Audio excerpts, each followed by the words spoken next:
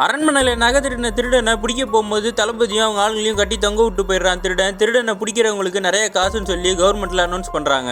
இந்த விஷயம் திருடனுக்கு தெரிஞ்சிருது. அப்போ ஒய்ஃப் கேட்குற அந்த நகையெல்லாம் எங்க வச்சிருக்கீங்கன்னு. இவன் அரண்மனையை விட்டு வெளியே வந்தவனே பக்கத்திலே இருக்க ஒரு மரத்துக்கு கீழே அந்த நகையெல்லாம் போச்சு வச்சிருந்திருப்பான். அந்த டைம்ல ஹீரோ கோயில் கட்டி கும்பாபிஷேகம் பண்ணலான்னு இருப்பான். கவர்மெண்ட்ல இருந்து ஆளுங்க வந்து உங்க ஜாதி ஆளுங்க கோயிலுக்குள்ளேயே போகக்கூடாது, கோயில் வேற கட்டிங்களான்னு சொல்லி ஹீரோவை மட்டும் அரெஸ்ட் பண்ணி கூட்டு போய் ஜெயிலில் வச்சு அவனை கொடுமைப்படுத்திட்டு இருக்காங்க. ஹீரோக்கு விஷம் கொடுத்து கொண்டுலான்னு பாக்குறாங்க. உள்ள சில பேர் ஹெல்ப் பண்ணதுனால அதெல்லாம் தப்பிச்சிடலாம். பெரிய ஆளுங்களாம் உள்ள வந்து ஹீரோ போட்டு தள்ளுறதுக்காக வராங்க. உள்ள பார்த்தா ஹீரோவே இல்ல. என்ன நடந்திருக்கும்னா மன்னர் நகை காணாம போனதுல இருந்து மனசுடைஞ்சு போயிருப்பாரு. ராணி வந்து ஹீரோ கூப்பிட்டு ஒன்னால மட்டும்தான் அந்த நகையை திருப்பி கொண்டு வர முடியும்னு சொல்லி அவனை ரிலீஸ் பண்ணி அமுச்சு விட்டுருப்பாங்க.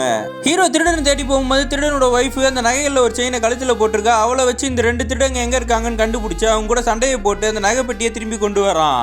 ஹீரோ திருவிழா மாதிரி கொண்டாடி அந்த நகைப்பட்டியை எடுத்துட்டு வந்து மன்னர் கிட்ட கொடுக்குறான். அவனுக்கு ரிவார்டா வந்து சில தங்க காசுகள்லாம் கொடுக்கும் போது மேல இருக்க பெரியவங்க எல்லாம் சொல்றாங்க, அவன் வேற ஜாதிக்காரன் மன்னர், நீங்க அவன் கையில கொடுக்க கூடாதுன்னு சொன்ன உடனே அங்க இருக்க தளபதியை வச்சு அந்த தட்டை கீழே வைக்கிறாங்க. ஹீரோ எடுத்துக்க சொல்றாங்க.